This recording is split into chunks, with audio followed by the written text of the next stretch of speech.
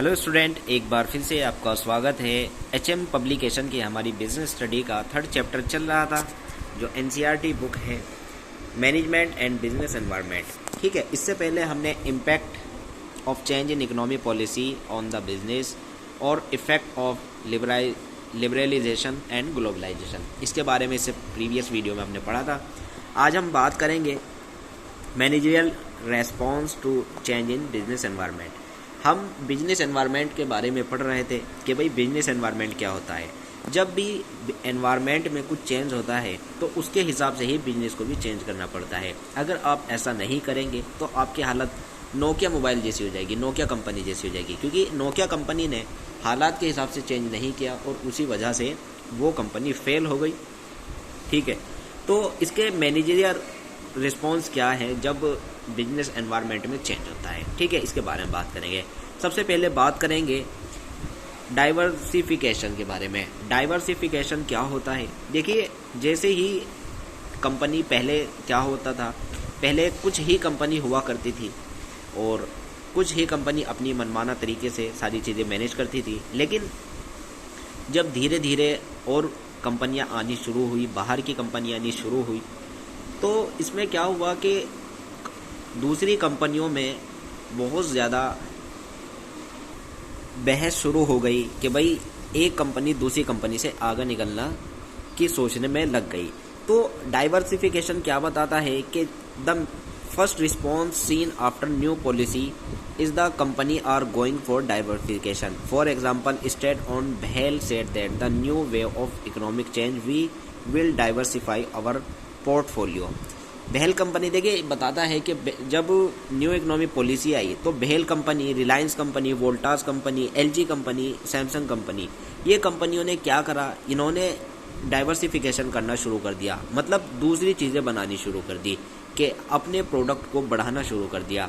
पहले ऐसा होता था कि भाई मान लीजिए एक बिस्कुट आता था और वही बिस्कुट मार्केट में चलता था, लेकिन जब न्यू इकोनॉमी पॉलिसी आई तो लोगों को और सारी वेराइटी मिलने लगी, कुकीज़ आने लगी, कुकीज़ ने बिस्कुट को रिप्लेस कर दिया, तो कंपनी ने फिर कुकीज़ पर ध्यान दिया। तो इसी तरह आप देखते होंगे सैमसंग के मोबाइल भी आते हैं, सैमसंग की वॉशिंग मशीन, फ्रिज और एसी वगैरह इलेक्ट्रॉनिक आइटम और बहुत सारे आते हैं। तो सैमसंग ने क्या करा, अपनी जो प्रोडक्ट थे उसका डाइवर्सिफिकेशन कर दिया और बढ़ाने शुरू कर दिया। एलजी भी आपने देखा होगा, एलजी भी बहुत सारी चीज़ें बनाती है। रिलायंस, आपकी हर एक जगह इस टाइम आपको रिलायंस मिल जाएगी, आपके पेट्रोल पंप, आपकी सब्जी बाज़ार और आपकी शॉपिंग, हर जगह रिलायंस आपको मिल जाएगी।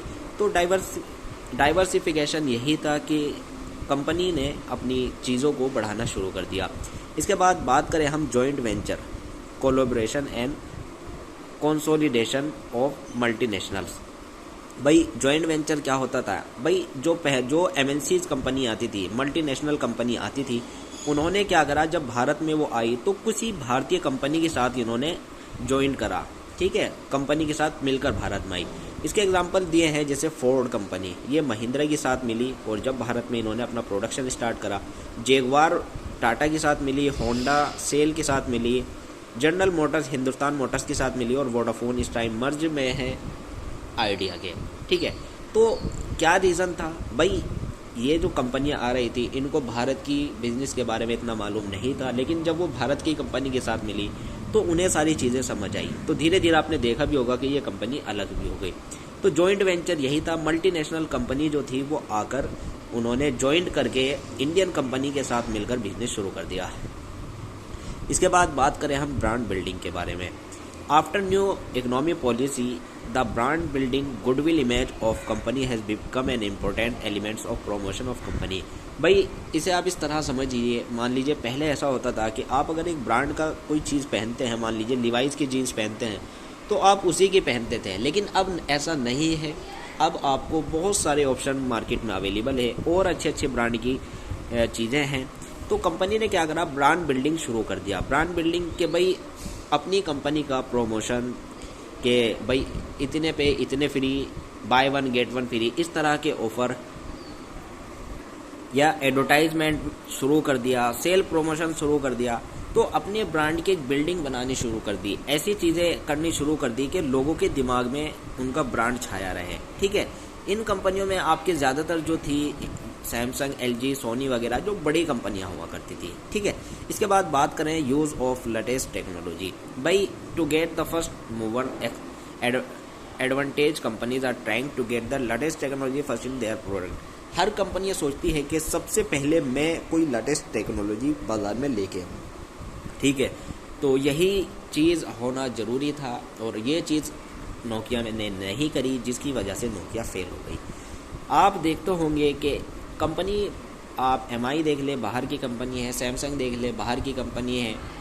इससे पहले आपने देखा होगा कार्बन और माइक्रोमैक्स भी चलती थी। कार्बन और माइक्रोमैक्स एकदम से उठी थी कंपनी, एकदम से उन्होंने अच्छे प्रोडक्ट दिए, एकदम से अच्छी अच्छी चीज़ें दी, लेकिन ज़्यादा टाइम वो नहीं चली क्योंकि इंडियन कंपनी थी, उन्होंने टेक्नोलॉजी पर ध्यान नहीं दिया। दूसरी कंपनी आई, उन्होंने टेक्नोलॉजी देना शुरू किया और इसी वजह से उनकी आज तक कंपनी अच्छी चल रही है। तो आप अगर टेक्नोलॉजी में चेंज नहीं करेंगे तो आप इसमें फेल हो जाएंगे। इसका जीता जाता उदाहरण आपका माइक्रोमैक्स, लावा, नोकिया वगैरह ये मोबाइल की कंपनियां हैं जिनको सबसे ज़्यादा नुकसान हुआ, जिन्होंने टेक्नोलॉजी में चेंज नहीं किया। इसके बाद बात करें हम improved compensation level. With the entry of MNC, there are lot of change in seen the salary package of all employee, managerial as well as technical services। भाई जब MNC's कंपनी आई तो जो काम करने वाले वर्कर्स थे उनको बहुत सारे ऑफर्स मिलने लगे, उनकी सैलरी इम्प्रूव करने के लिए, उनको बोनस देने के लिए। तो इससे क्या हुआ, परफॉर्मेंस जो है वो बढ़नी शुरू हो गई, लोगों की जीवन लाइफ बढ़नी शुरू हो गई, ठीक है। लोगों को अच्छे काम मिलने शुरू हो गए। तो आप अगर पहले के मुकाबले कंपेयर करें तो आज के टाइम में जो लेवल है एम्प्लॉयज़ का वो ज़्यादा है, क्योंकि उनको सैलरी अच्छी मिलती है, लेकिन उनको काम भी अच्छा मिलता है, काम भी अच्छा देना पड़ता है, तभी जाके उनको मिलती है। पहले ऐसा होता था कि भाई सरकारी कंपनी है, कोई काम करेगा नहीं करेगा कोई बात नहीं, लेकिन सैलरी आती थी। तो आज काम अच्छा देना पड़ेगा, लेकिन आपको सैलरी भी अच्छी मिलेगी, ठीक है। इसके बाद बात करें हम कस्टमर फोकस के बारे में। भाई पहले जब कोई कंपनी प्रोडक्शन करती थी तो वो ऐसा नहीं करती थी कि पहले कस्टमर से पूछे क्या बनाना है, उसके बाद अपना प्रोडक्शन स्टार्ट करती थी।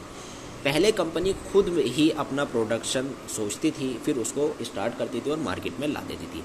लेकिन आज ये चीज़ चेंज हो गई। 91 इकोनॉमी के चेंज होने के बाद क्या हुआ कि कंपनीज़ ने ग्राउंड में उतरना शुरू किया और ग्राउंड में उतरने के बाद उन्होंने देखा कि भाई जो कस्टमर है उनको ज़रूरत किस चीज़ की है, क्या वो मांग रहे हैं। तो हर एक कंपनी का फोकस रहा कस्टमर की क्या नीड है और उसी हिसाब से हम प्रोडक्शन करेंगे, ठीक है। तो ये चेंज भी बहुत ही बड़ा हुआ कि भाई कस्टमर के हिसाब से हम अपने प्रोडक्शन करेंगे। तो ये थी वीडियो, उम्मीद करता हूँ आपकी समझ आई होगी। इसके बाद बात करेंगे हम डीमोनेटाइजेशन के बारे में, ठीक है। शुक्रिया, धन्यवाद।